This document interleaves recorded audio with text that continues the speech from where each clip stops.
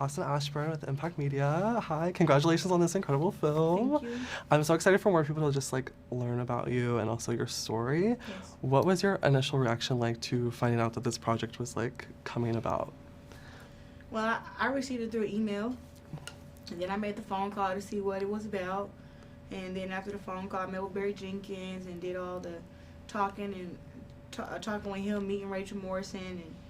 And it's one of those things where, you know, I was like, this is very interesting, but I'm so excited about it because I feel like my story needs to be told. Mm-hmm. And it had always been told anyway, but I say it needs to be told in its entirety to the whole world. So this opportunity came, and I was just like, wow, 2 months before the Olympics? It's crazy.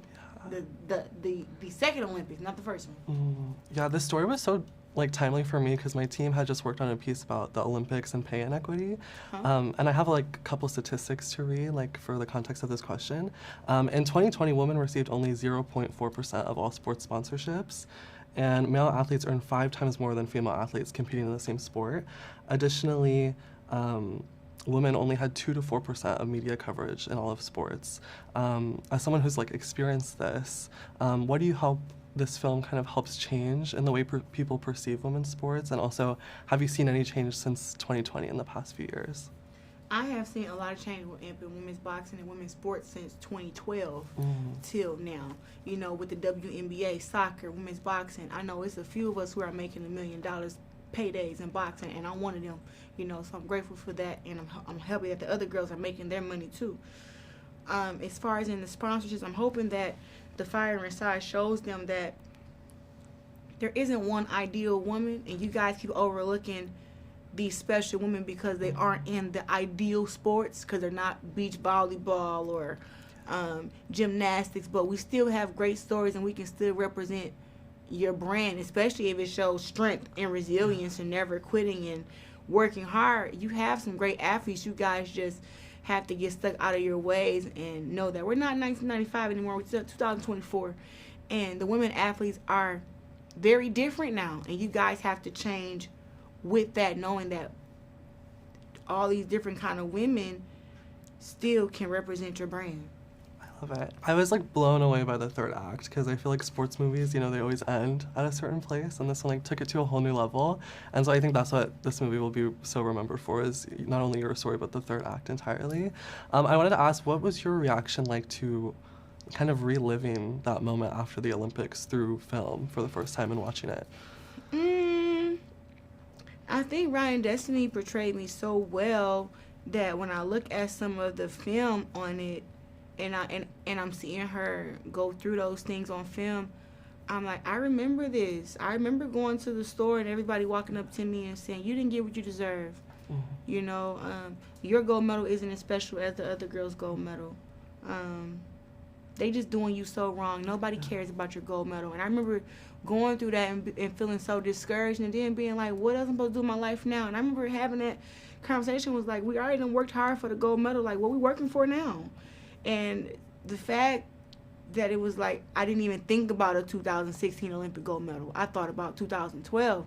And then to accomplish it and not get what I deserved, I was like, wow, what a bummer. You know, I was very discouraged, but I just remember picking myself back up and saying, you know what?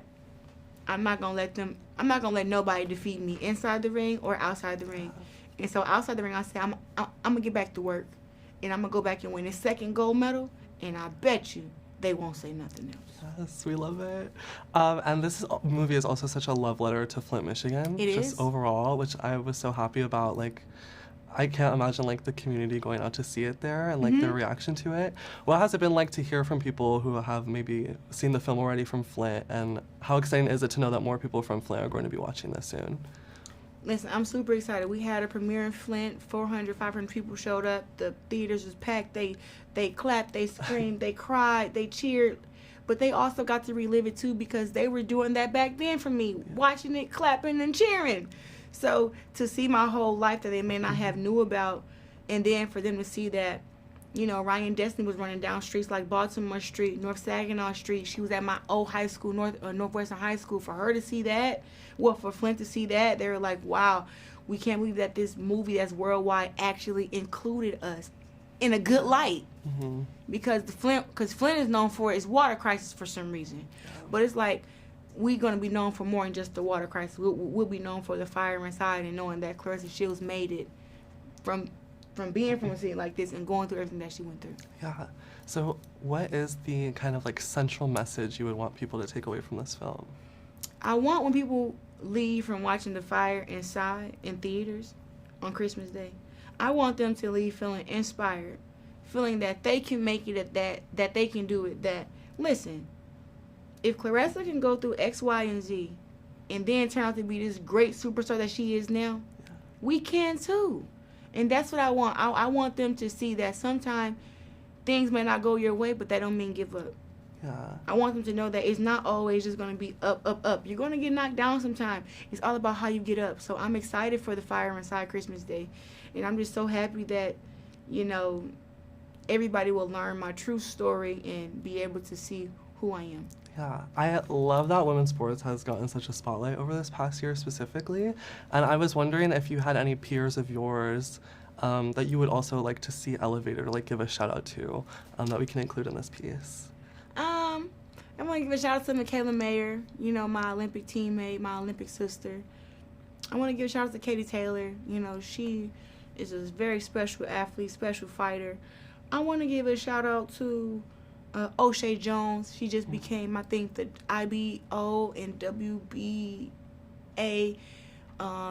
junior middleweight champion of the world, and I was able to watch her come up. She also won a bronze medal in the Olympics, so proud of her.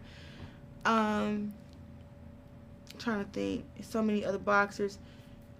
It's a young boxer named Baby Bug who's coming up. She walks around with all her gold medals. I believe she's here from Cali, and she wears her gold medals around her neck, and everywhere she goes, you can just hear her gold medals clanking together whenever she's around, and she has this confidence, and she knows she's going to be a great woman boxer in the future, and she looks up to me, and she loves me, so shout out to her. And just other women athletes. Oh my God, I love that so much. Women other athletes, I think my brain is like frozen. No, I think that was a great lineup. Okay, all right. Thank you so much for speaking with me today, and I'm sending nothing but positive energy your way, and I can't wait for like even more people to see this film. Thank you so much. I appreciate that. Thank you so much. Yep.